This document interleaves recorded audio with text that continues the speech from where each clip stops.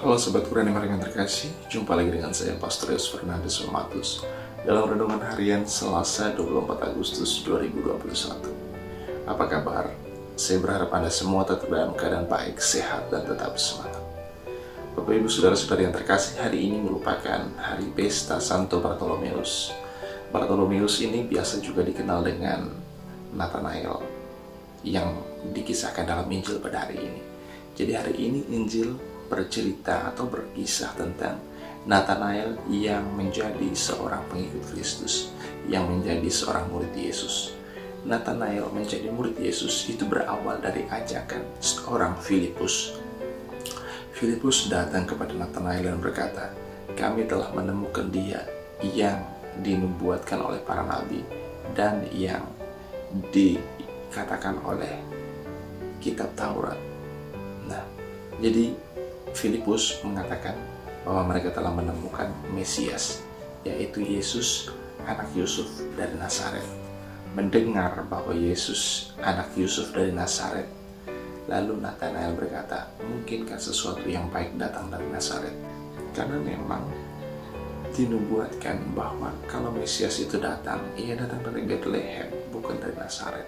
Kalau begitu, kita bisa mengatakan bahwa Nathanael ini adalah orang yang memang sungguh-sungguh mempelajari, yang belajar sungguh-sungguh tentang agama.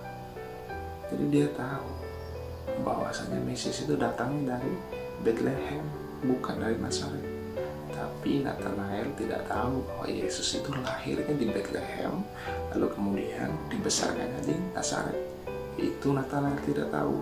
Maka wajar bila Nathanael kemudian meragukan bahwa Yesus itu adalah Mesias. Karena informasi yang didapat adalah Yesus ini orang Nazaret, dari Nazaret.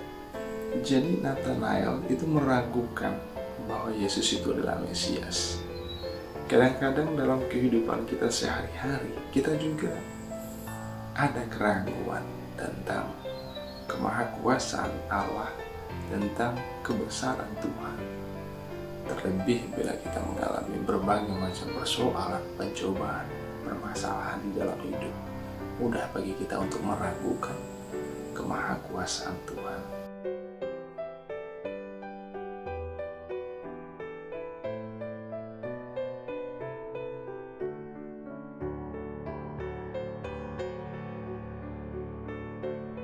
Tapi kita lihat bahwasanya keraguan itu muncul, itu pertama-tama karena ketidaktahuan, ketidakmengertian. Kalau kita mau sungguh-sungguh membuka hati, maka kita akan mengenal, kita akan tahu bagaimana Allah berkarya di dalam hidup kita. Bersyukur sekali bahwasanya meskipun Nathanael itu ragu bahwa Yesus itu adalah Mesias, tapi dia tetap membuka hati, membuka dirinya untuk ikut bersama Filipus. Jadi Filipus juga tidak bisa menjelaskan bagaimana Yesus itu dikatakan sebagai Mesias, tapi Filipus hanya berkata kepada Nathanael, "Mari dan lihatlah." Dan Nathanael, oke, ikut Filipus dan ingin melihat bagaimana Yesus itu. Dan apa yang terjadi ketika dia berjumpa dengan Yesus? Yesus langsung katakan, "Lihatlah orang ini. Ia adalah seorang Israel yang sejati, tidak ada kepalsuan di dalam dirinya." Nathanael sontak terkejut karena Yesus mengenalnya. Jadi ia berkata, "Bagaimana engkau bisa mengenal aku?" Dan Yesus berkata, "Sebelum Filipus memanggil engkau, aku telah melihat engkau duduk di bawah pohon ara." Dan seketika itu juga Nathanael mengakui bahwa Yesus adalah Mesias, bahwa Yesus adalah Putra Allah.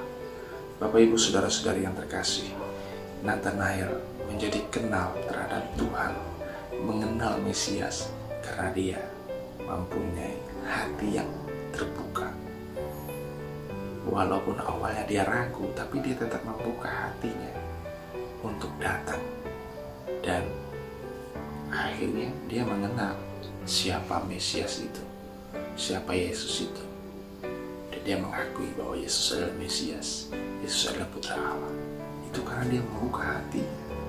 Maka kita juga perlu membuka hati kita Bapak Ibu saudara-saudari yang terkasih, di sini kita semua diajarkan bahwasanya walaupun dalam kehidupan kita ini ada hal-hal yang membuat kita ragu akan kemahakuasaan dan kebesaran Tuhan, jangan sampai itu membuat kita menutup hati kita untuk datang kepada Tuhan dan berkenalan dengannya. Buka hati kita, datang kepada Tuhan, dan Dia akan menolong kita.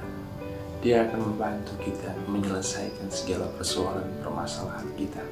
Dia akan memberikan keyakinan dan kepastian yang akan membuat keraguan di dalam hati kita menjadi lenyap.